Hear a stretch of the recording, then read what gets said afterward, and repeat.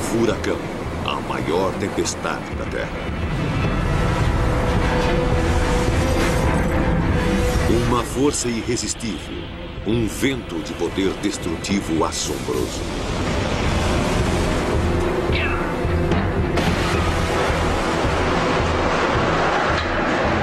Ele destrói edifícios.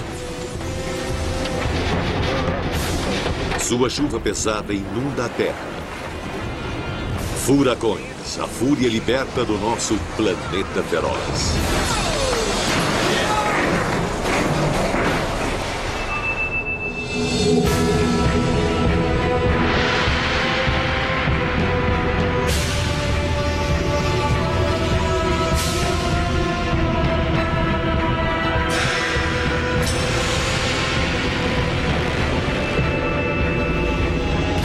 Planeta feroz. Furacão.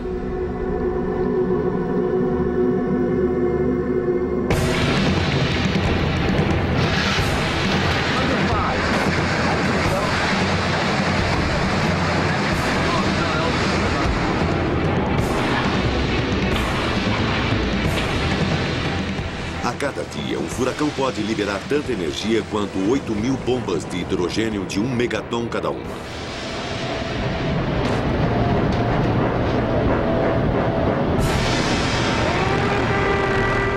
Um furacão pode ter 1.600 quilômetros de uma ponta a outra. Ele gera chuvas torrenciais. O recorde é 101,6 centímetros em 24 horas. Os furacões são uma das forças mais devastadoras do nosso planeta.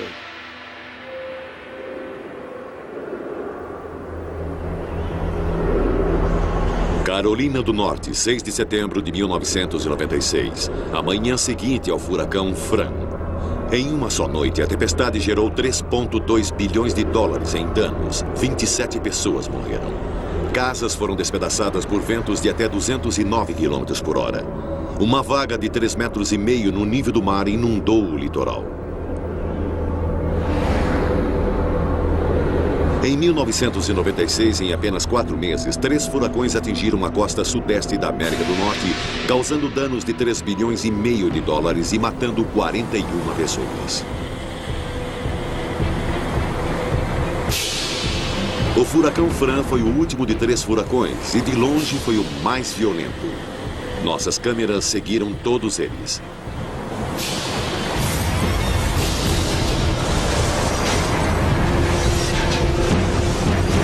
Apesar dos furacões não receberem nomes até 1953, eles sempre devastaram a costa da América. Na época que antecedeu as previsões sofisticadas, os danos e perdas de vidas por causa dos furacões eram estarrecedores. O furacão que atingiu Galveston, no Texas, na tarde de sábado de 8 de setembro de 1900 foi o pior desastre climático que já atingiu a América. Thomas Edison usou uma de suas câmeras de filmagem mais recentes para registrar os resultados. Estima-se que tenha havido 12.000 mortes. A maioria se afogou na maré montante.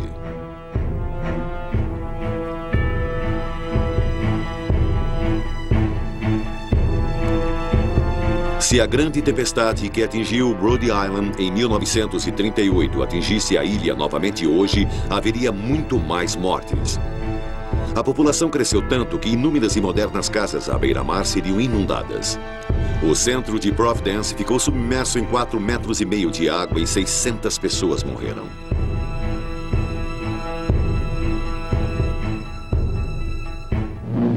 Estas primeiras imagens mostrando a devastação do furacão Flora na ilha do Haiti foram feitas de um helicóptero enquanto a ilha era fustigada pela tempestade. É um panorama de ruína e desolação. Entre 26 de setembro e 13 de outubro de 1963, o furacão Flora assolou o Caribe. Ele passou pelo Haiti, matando 4.000 pessoas e devastando plantações e casas numa grande área. Um dia depois, a mesma tempestade chegou a Cuba. Ela passou 4 dias atravessando a ilha e voltando a atravessá-la. 4.000 pessoas morreram.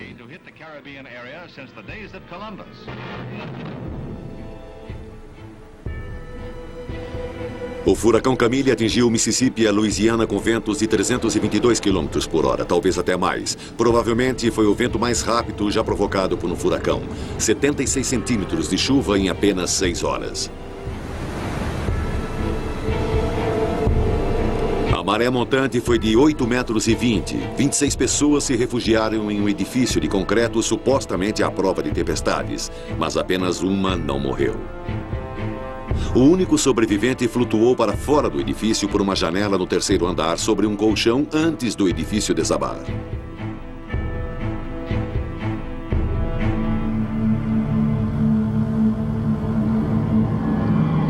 Depois, nos anos 70, os satélites começaram a fazer previsões do tempo muito mais precisas, mas ainda assim nada podia deter os furacões.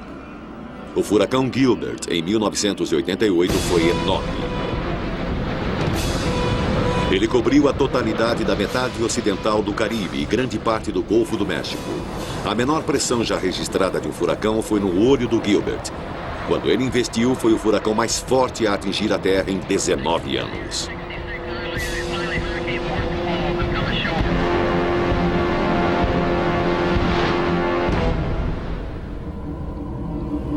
O furacão Andrew, em agosto de 1992, custou muito mais do que qualquer outro furacão anterior. Ele atingiu uma área densamente povoada na costa da Flórida, ao sul de Coral Gables.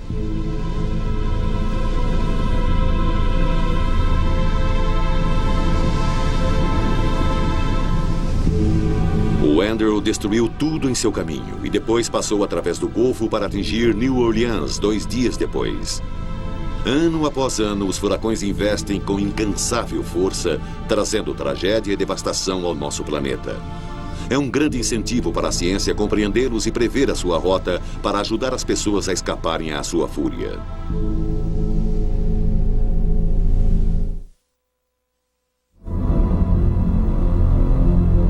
A temporada de furacões no Atlântico começa quando chega o verão e a água perto da costa da África Ocidental começa a se aquecer.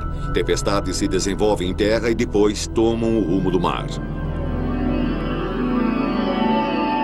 Todo ano, 100 pequenas tempestades alcançam esse estágio. Se a temperatura da água estiver a 27 graus centígrados ou mais, essas tempestades podem se intensificar e se organizar para formar depressões tropicais.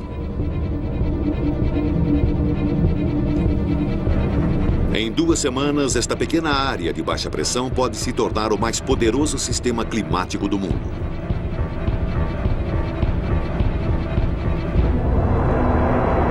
O oceano mais quente aquece o ar úmido, fazendo com que ele se eleve e depois a água contida no ar se condensa para formar nuvens. O ar abaixo é levado para cima ainda mais rapidamente, aspirando mais ar por baixo. O novo ar se espirala. Ele também sobe, aspira mais ar e o sistema fica cada vez mais forte. Este é o motor que impulsiona o furacão. Enquanto os ventos alísios empurram todo o sistema para o oeste através do Atlântico, a espiral se estreita e a tempestade torna-se ainda mais poderosa. Uma coluna de ar limpo se desenvolve. Este é o olho da tempestade. Aqui, correntes ascendentes cercando o olho são equilibradas pelo ar que volta para dentro do olho. Em algum lugar do Atlântico, quando os ventos excedem 119 km por hora, a tempestade se torna um furacão.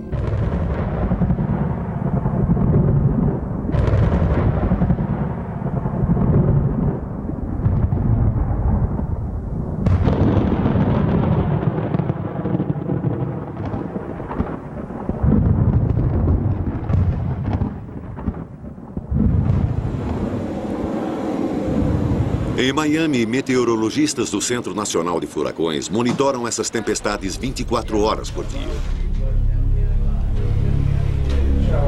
Sua meta é prever quais depressões irão se desenvolver até formarem furacões e quais ameaçarão a América. Essas são as pessoas que devem tentar decidir qual tempestade será perigosa.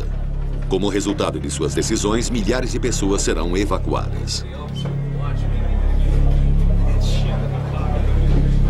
Mas se fizerem uma previsão errada, milhões de dólares serão desperdiçados ou milhares de vidas serão arriscadas.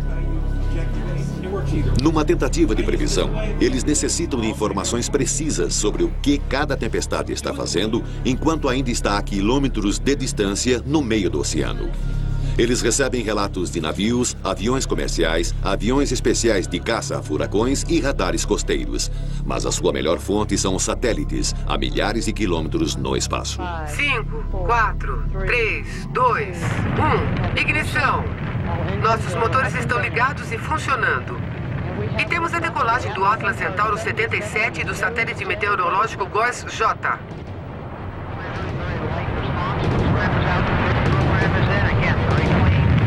As mais novas armas para a monitoração das tempestades são os satélites ambientais operacionais geoestacionários, ou GOES. Esses satélites mantêm uma órbita estacionária 36.210 quilômetros acima do Equador. Suas câmeras podem escanear a parte visível do globo, gerando imagens com luz normal e infravermelha a cada 30 minutos. Eles usam as imagens para procurar por redemoinhos de nuvens se afastando em espiral do Equador.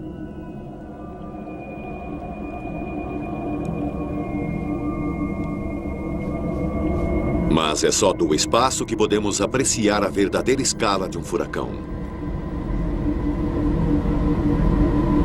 Um furacão pode ter até 1.609 quilômetros de extensão, tão grande que o seu topo pressiona contra o teto da atmosfera inferior, a 18.288 metros de altitude. Sua incrível beleza e aparente calma escondem uma verdade inevitável. Os furacões são assassinos numa escala titânica. Todos os anos na América eles matam muitas pessoas e causam bilhões de dólares em prejuízos. Mas o maior assassino não é o vento, é a água.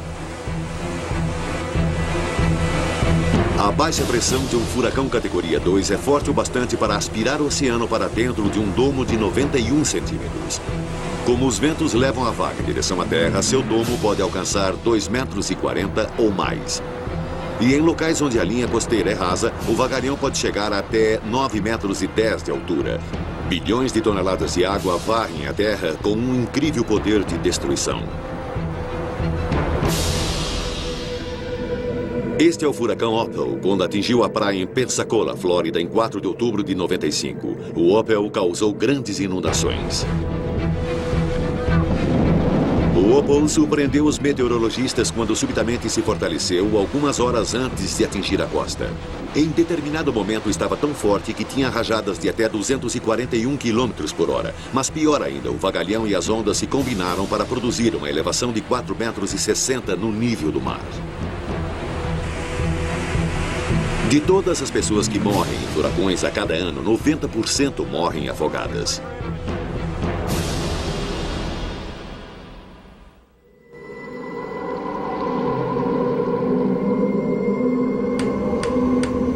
É difícil e perigoso estudar os efeitos de um furacão de verdade. Mas um túnel de vento de um laboratório pode recriar com segurança as condições que existem no coração da tempestade. Ligue o interruptor e você cria um furacão artificial. Furacões são divididos em 5 categorias. A categoria 1 chega até 148 km por hora. Os danos maiores são causados às árvores e folhagens. Um pouco mais do que isso, e as telhas de madeira recobertas de asfalto começam a balançar. Eleve a velocidade do vento para mais de 161 km por hora e algumas das telhas de madeira começam a rasgar. Até esse ponto, as telhas cerâmicas mais pesadas não sofrem nenhum dano.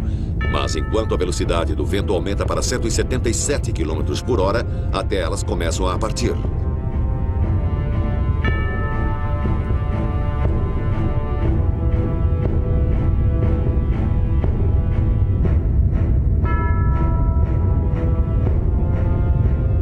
O vento no túnel agora está a mais de 177 km por hora, o maior limite de um furacão categoria 2. Um ser humano mal pode caminhar contra o vento, como este dublê que participou da simulação. Em câmera lenta pode-se captar o poder destrutivo do furacão. O ar se enche de destroços. Até mesmo uma lata de lixo se torna um míssil mortífero. A 179 km por hora, ela se torna uma tempestade categoria 3. Essas telhas cerâmicas já foram arrancadas há tempos. Surpreendentemente, as telhas de asfalto flexíveis ainda estão no lugar. Eles agora estão experimentando toda a força de um furacão de categoria 4, mais de 209 km por hora. O vento sopra com força destrutiva. Ele força o ar para fora de seus pulmões. Nosso dublê só consegue suportar por 15 segundos. Sem o seu cabo de segurança, ele teria sido lançado ao ar. Em todo o mundo, furacões matam milhares de pessoas todos os anos. São os ventos assassinos.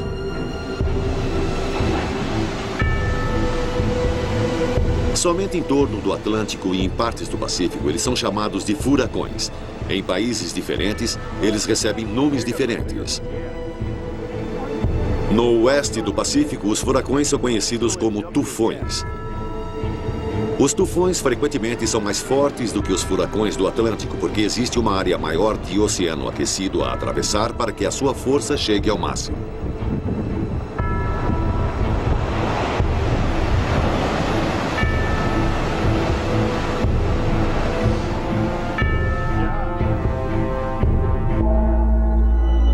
Em média, o Japão é atingido por 2 tufões fortes a cada ano. Esse país estava sendo devastado por alguns dos mais fortes ventos já ocorridos em qualquer lugar do mundo. E não só os tufões são maiores do que os furacões do Atlântico, mas também existem o dobro deles. Existem mais do que 20 tufões com o máximo de sua força no oeste do Pacífico num ano. Na Austrália, essas mesmas tempestades são chamadas ciclones. No hemisfério sul, os ventos da tempestade giram no sentido horário em torno do olho. O pior ciclone da Austrália atingiu Darwin no Natal de 1974. Ele matou 48 pessoas. Os danos a Darwin foram terríveis. A maior parte da cidade foi destruída nessa única tempestade. Os ciclones também atingem as costas da Índia e Bangladesh. A maior parte de Kutubdia desapareceu sob 6 metros de água do mar. Esta é uma das regiões mais densamente povoadas do nosso planeta. Aqui eles matam em grande escala. Uma sujeira venenosa foi deixada pelas inundações. 60% da população da ilha, cerca de 74 mil pessoas, foi morta. Bangladesh, devido à sua geografia, corre maiores riscos. Numa única noite, em 1991, o ciclone 2B levou 138 mil vidas. Mas o pior ciclone de Bangladesh afogou mais de 300 mil pessoas. Os ciclones são comuns em Andhra Pradesh todo o ano. Mas este ano, as vagas e os ventos do furacão chegaram a mais de 135 km por hora. Também na Índia, os ciclones são regulares e devastadores. Como em Bangladesh, a terra aqui é plana e os ventos dos ciclones provocam grandes inundações. Os ciclones também podem destruir as vidas daqueles que sobrevivem. As tempestades arruinam plantações e destroem casas.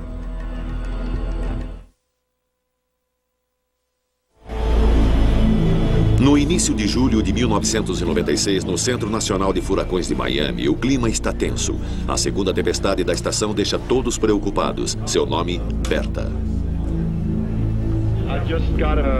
Acabo de receber mais um relatório dos aviões. Estão me passando agora.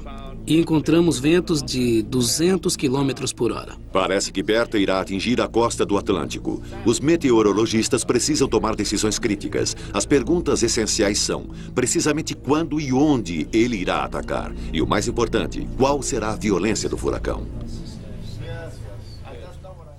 Enquanto viajava, Berta começou a perder o seu formato. Ele fez uma curva para o norte, como a maioria dos furacões, e parecia que a Carolina do Sul estava em seu caminho.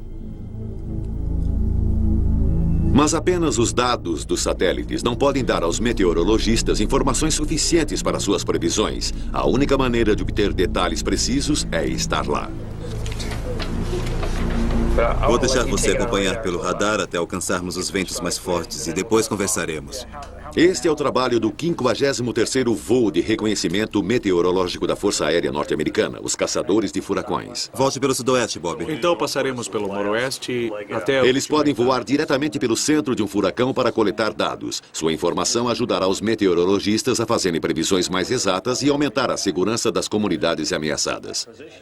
Aquela posição para onde você vai é o pequeno símbolo vermelho de furacão, bem aqui. Parece que está a uns 241 quilômetros do Cabo Canaveral, leste do Cabo Canaveral. E se você andou assistindo o Canal do Tempo ou outro qualquer, você percebeu que a tempestade cobre uma área deste tamanho aqui. A tempestade agora está paralela à costa da Flórida e é isso que esperamos que continue fazendo agora. A decolagem será aproximadamente às 3h30, hora local de hoje. E você vai voar num C-130, prefixo 967. Os caçadores de furacões observavam Berta de perto há vários dias em 3 aviões em turnos de 12 horas. A tripulação acompanharia Berta constantemente até que atingisse o solo ou se dissipasse e o perigo passasse.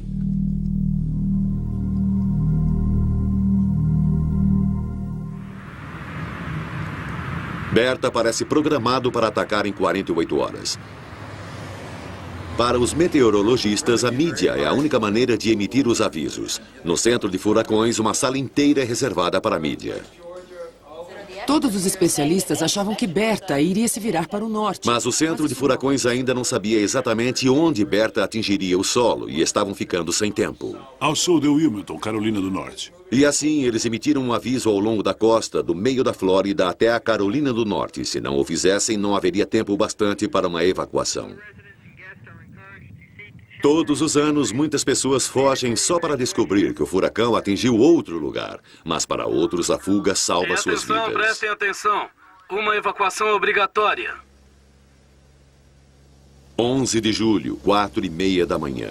Berta estava a cerca de 30 horas de atingir o solo. Os caçadores de furacões dirigiram-se para a tempestade para seu primeiro voo através dela. Berta agora estava a 322 quilômetros da costa da Geórgia e a velocidade dos ventos em seu centro caiu para 129 quilômetros por hora. A tempestade estava viajando em direção à terra a 14,5 quilômetros por hora. O trabalho dos caçadores de furacões agora era de se assegurarem que a tempestade não fizesse mudanças de última hora. Na Carolina do Sul, a evacuação já havia começado há 24 horas. Os meteorologistas estavam quase certos de que o ataque mais violento de Berta seria ao longo da costa, centralizado na praia de Myrtle. A área da evacuação estendeu-se por 193 quilômetros ao longo da costa. Para ser preparado e evacuado, cada quilômetro e meio custou $200 mil. O custo de uma previsão imprecisa pode ser enorme. Evacuações obrigatórias foram emitidas para todas as nossas praias. Estas são imagens da praia de Wrightsville, onde os residentes estão sendo evacuados.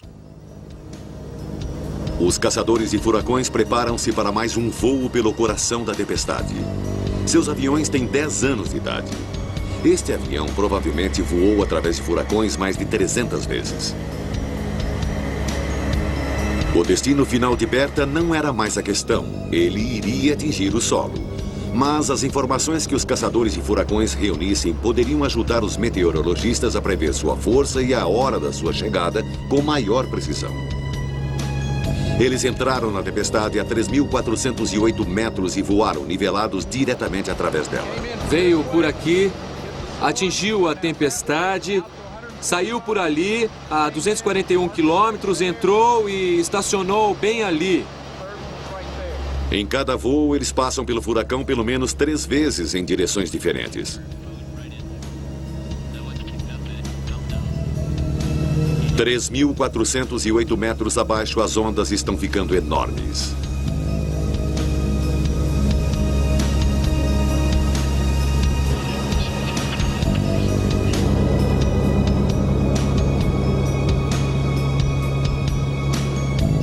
Nesse momento, Berta parecia estar perdendo a sua estrutura. Seu olho tinha perdido seu formato. Enquanto eles voltavam para a terceira passada, o redemoinho no coração da tempestade estava visível 80,5 km para a esquerda.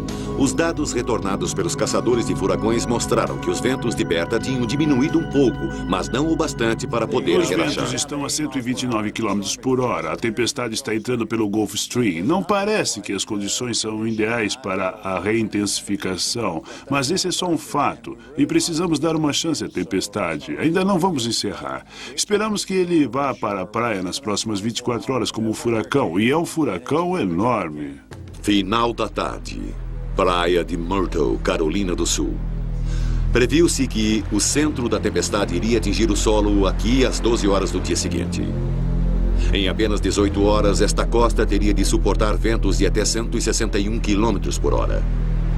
Alguns corajosos, talvez tolos, ficaram para suportar a tempestade.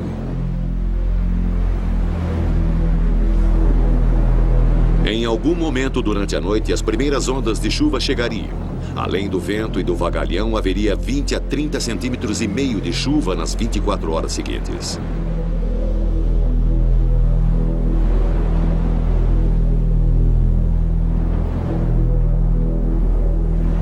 A maior parte da praia de Myrtle agora estava deserta.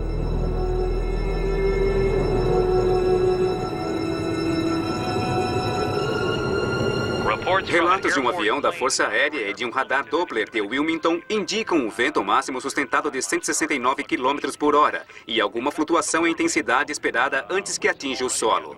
Os ventos já começaram a aumentar ao longo da costa na área de risco e irão continuar durante todo o mês. Enquanto a noite caía, milhares de pessoas se acomodaram em dormitórios improvisados no interior e seguiam o curso do furacão pelos noticiários.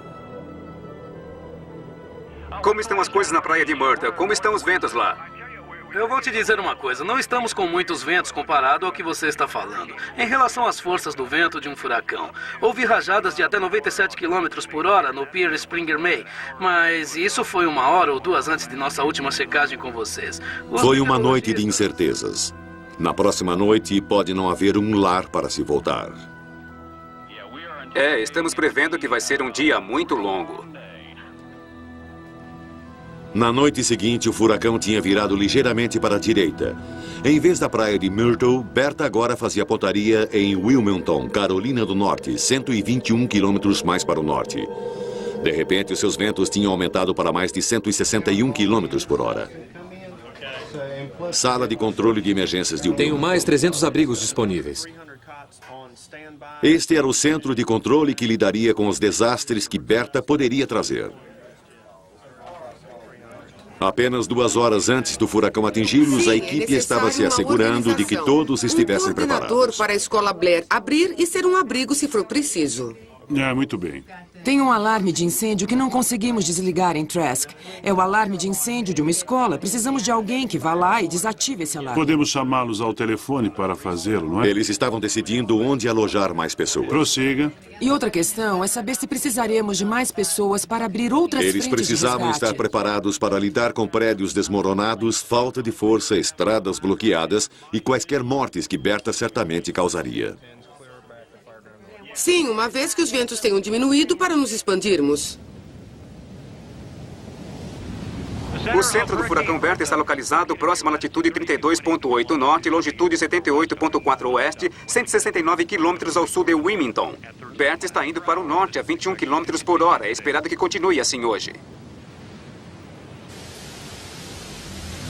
Em Wilmington e na costa, os ventos começaram a aumentar.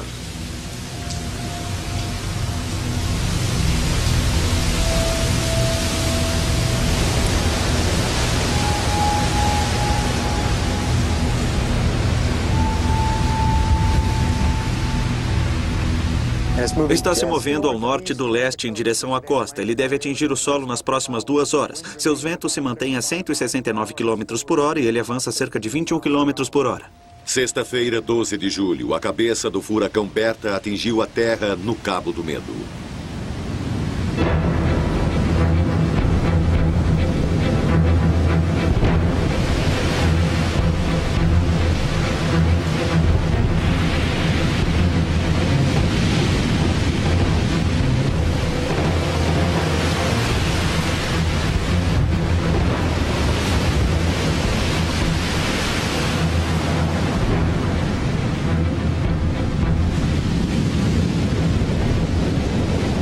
Berta desceu um pouco mais ao norte da previsão original, um pouco mais tarde e com muito mais potência. Felizmente, essa faixa da costa tinha sido evacuada. O tempo dos preparativos agora estava terminado. Nas 5 horas seguintes, o furacão Berta faria o pior.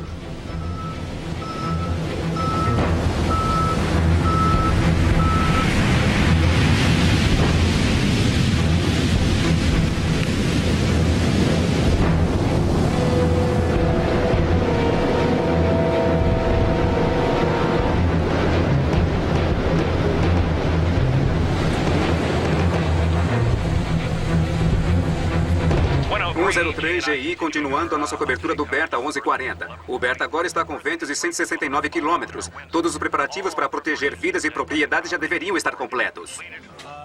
Tá ventando muito aqui.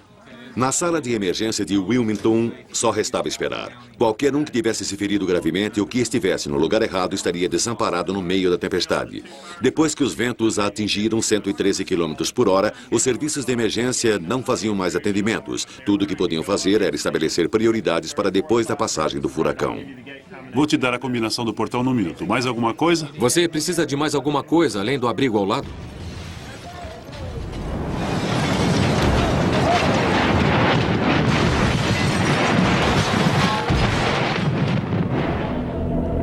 O radar mostra como Berta atingiu a costa com um golpe oblíquo. Levou algum tempo para os ventos mais fortes chegarem à praia. Eram apavorantes e mortíferos. Como sempre, os ventos mais fortes e as maiores inundações foram ao norte do olho. Surfer City, 40 quilômetros para o norte, perdeu seu pier.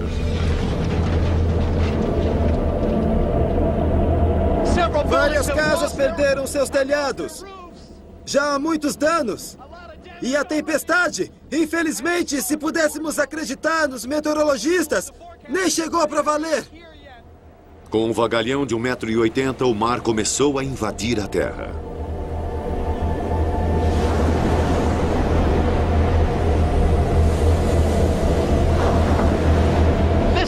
Essa é a sensação de estar bem no meio dele. Se dermos a volta nessa esquina e estiver ruim, eu vou dar o fora daqui. Eu já passei por tempestades de neve, mas nunca por um furacão. Não entendi. Eu já passei por tempestades de neve, mas nunca por um furacão. Bom, agora você pode dizer que já passou. Definitivamente. Berta fustigou a costa da Carolina do Norte com ventos de mais de 160 km por hora. Depois, subitamente, um pouco de paz voltou a reinar. No olho do furacão, até o céu azul apareceu. Os ventos e a chuva minguavam na paisagem suavizada.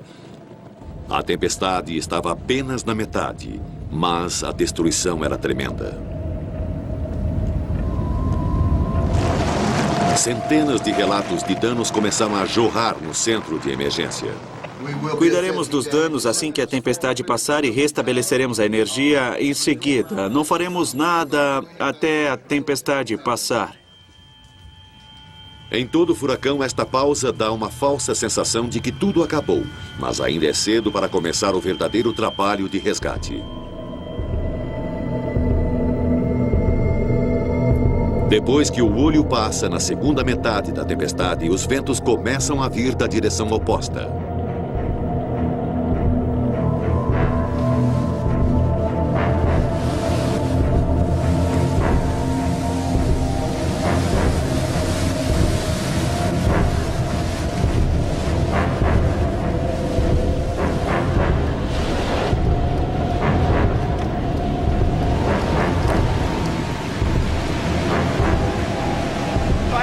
Não tenho ideia do que os ventos estão fazendo agora, mas as condições são muito sérias. Esta pode ser a nossa última reportagem ao vivo, porque acho que não vamos conseguir passar por isto. O vagalhão era de 1,80 m, mas Berta atingiu a praia na maré baixa, então seu efeito foi menor. Se tivesse vindo durante a maré alta, a onda teria 1,20 m a mais. Mas os furacões podem disparar um outro perigo. O Centro Meteorológico emitiu um alerta de tornado para os seguintes condados da Carolina do Norte: Brunswick, New Hanover, Bender, Robinson e Columbus. Um alerta de tornado significa que as condições são favoráveis à formação de tornados e grandes tempestades numa área próxima ao furacão. As pessoas nessas áreas devem ficar atentas às condições climáticas ameaçadoras e aos relatos de possíveis alertas.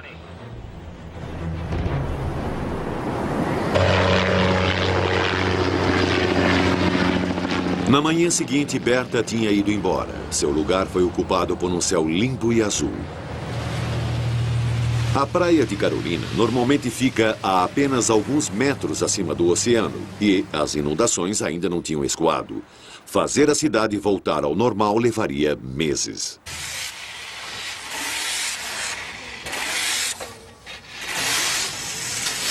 Agora era hora de limpar tudo, com o auxílio do que pudesse ser encontrado.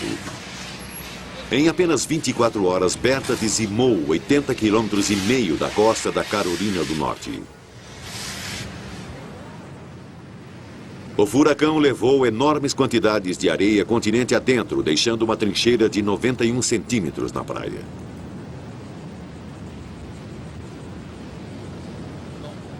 Ele tinha literalmente jateado com areia as faces dos edifícios próximos. Berta foi o primeiro furacão da temporada de 1996 a atingir a Terra. Ele causou 170 milhões de dólares em prejuízos. Os furacões podem transformar uma simples prancha de madeira em um míssil destrutivo. Qualquer estrutura alta fica exposta a toda a força do vento. Os furacões danificam as comunicações e os serviços elétricos. As estradas estão bloqueadas, atrasando os esforços das equipes de emergência. Muitas estradas podem estar completamente destruídas. O vagalhão e as ondas levadas pelos ventos simplesmente as carregam. A maré montante inunda a costa. Um furacão pode deixar barcos encalhados em terra acumulados em uma pilha valiosa.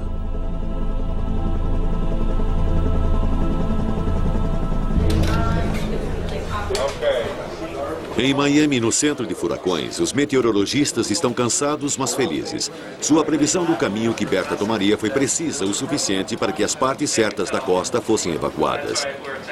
Mas eles ainda estavam em serviço. Existem, em média, 6 furacões atlânticos por ano. Em algum lugar lá fora, um outro furacão assassino pode estar se formando.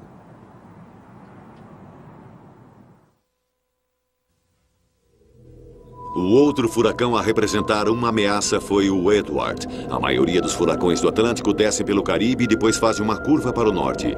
O desafio é prever o grau de sua curva. Em 1992, o furacão Andrew praticamente não fez uma curva e acertou a Flórida em cheio. Mas Edward virou tanto para o norte que parecia que não acertaria a terra.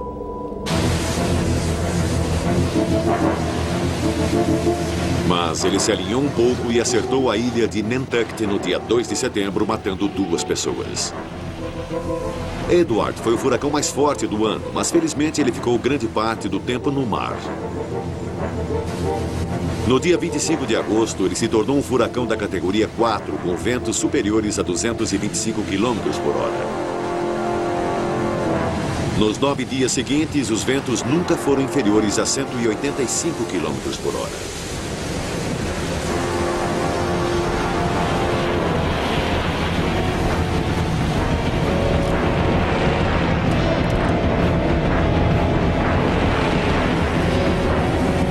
Na escala geral dos furacões, nem Berta nem Edward causaram danos excessivos. Até a metade da temporada dos furacões de 1996, a América tinha tido sorte. Mas então, logo após o Edward, veio Fran. Enquanto o caminho de Fran fez uma curva para o norte, a tempestade cresceu e os ventos aumentaram. Quando ele atingiu a terra em 5 de setembro, seus ventos rajavam a 209 km por hora. E por azar do destino, Fran atingiu a mesma faixa da costa da Carolina do Norte que Berta tinha atingido apenas 8 semanas antes.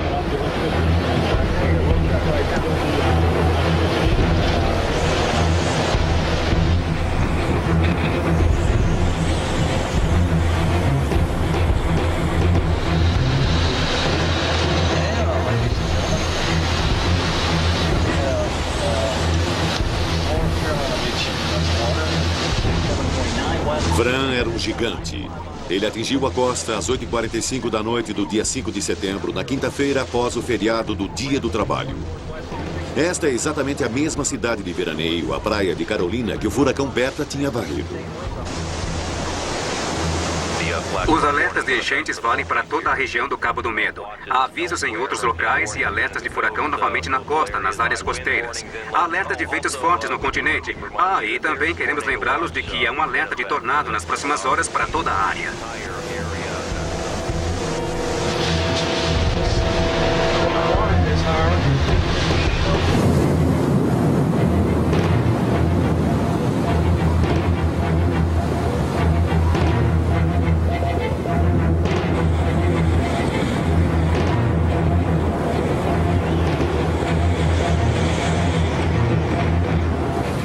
Além de seus ventos fortes, o vagalhão era de 2,40 metros a 3,70 metros e foi isso que causou os maiores danos.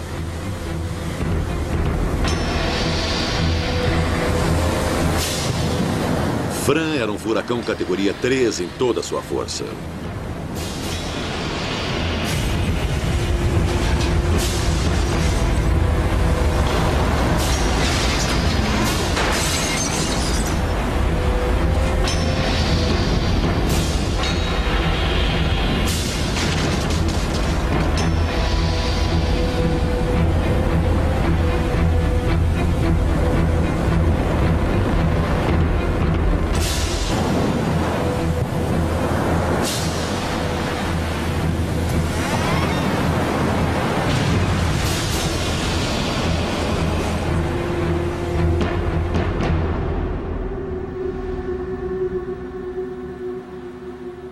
Fran matou 27 pessoas. Ele destruiu quase 2.000 casas. O total dos danos chegou a 3 bilhões e 200 milhões de dólares. A sorte tinha acabado para os habitantes da Carolina do Norte. Fran tinha destruído quaisquer esperanças de uma temporada de furacões calma.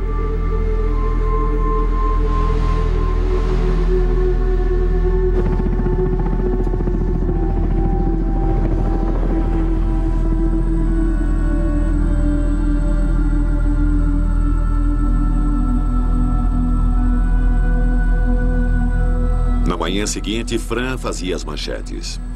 Vou levá-los para a área da destruição e vocês podem ver que ainda há áreas inundadas aqui na praia de Carolina.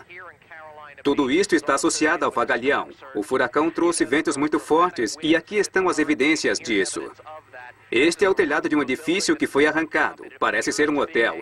E vocês podem ver aquele quarto ali, onde se pode ver pedaços do telhado e de madeira que caíram sobre a cama. Também muitos barcos foram varridos para a terra. Estamos perto da costa e essa inundação tem 400 metros. Pode-se ver que muitas das casas perderam as suas telhas. Algumas das casas estão construídas sobre estacas e podem ter ficado acima da maré montante. Mas como vocês podem ver por essas imagens, os cabos de energia nesta área estão funcionando.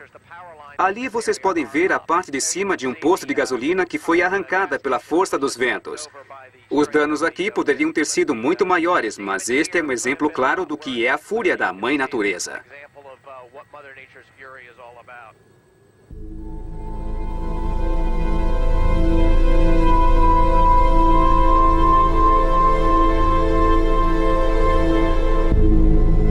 Sem o mar aquecido sob eles, os furacões não têm nenhum calor para levá-los e eles desmoronam. Mas são tão poderosos e vastos que eles levam dias para se dissipar até na Terra. Fran continuou indo para o norte continente adentro, em direção ao Washington, D.C., e só então começou a dissipar.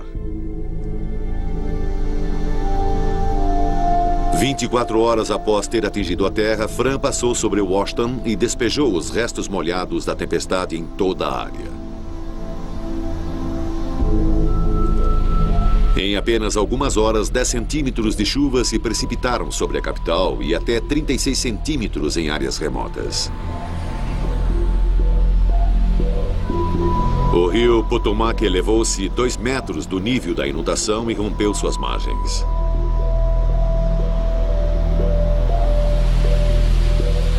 As ruas, a apenas alguns quarteirões da Casa Branca, estavam bloqueadas com sacos de areia.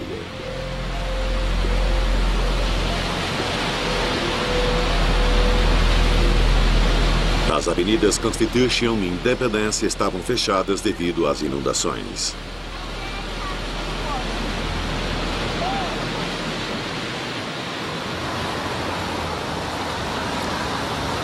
Fran causou algumas das inundações mais destruidoras que Washington já viu.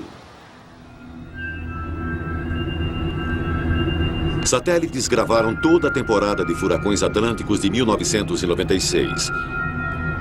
Aqui, condensados em 30 segundos, está todo o clima de julho a outubro. 9 furacões se formaram, 6 eram de categoria 3 ou superiores, a maior quantidade desde 1961, mas só 3 atingiram a América. Eles levaram 41 vidas. A maioria dos anos costuma ser pior. Os cientistas gravaram os caminhos dos furacões atlânticos por mais de 100 anos. É uma poderosa lembrança visual da dificuldade de prever esses apavorantes sistemas climáticos. A maioria dos furacões vem do oeste atravessando o Atlântico e fazem uma curva para o norte enquanto se aproximam da América. Os detalhes estão tão complexos que usar esses registros para decidir onde o próximo furacão irá parece ser impossível. Ainda assim, a compreensão dos complexos sistemas do nosso planeta pela ciência está tornando a previsão precisa uma realidade.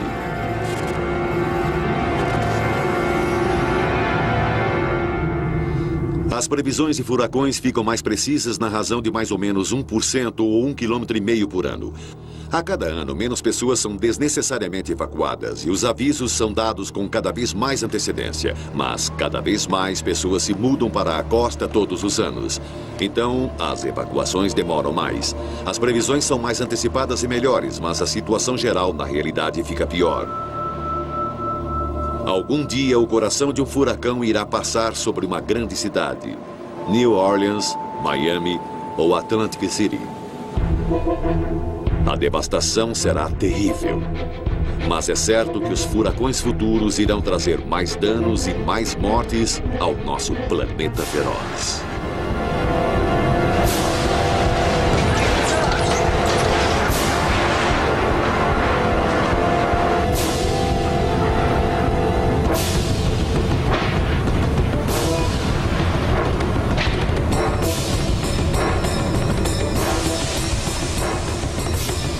Versão brasileira. Tempo Filmes. São Paulo.